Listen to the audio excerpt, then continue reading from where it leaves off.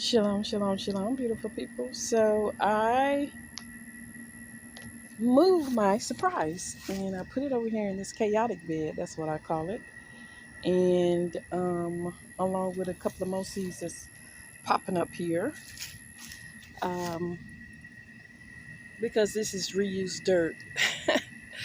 So I got all kind of things popping up here. So I am just gonna call this my chaotic bed.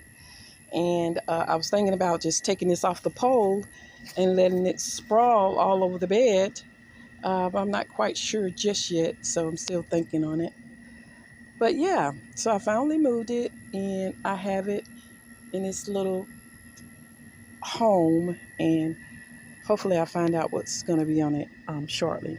So I thought to share this with you guys. I hope you guys had a great rest of your day. Shalom.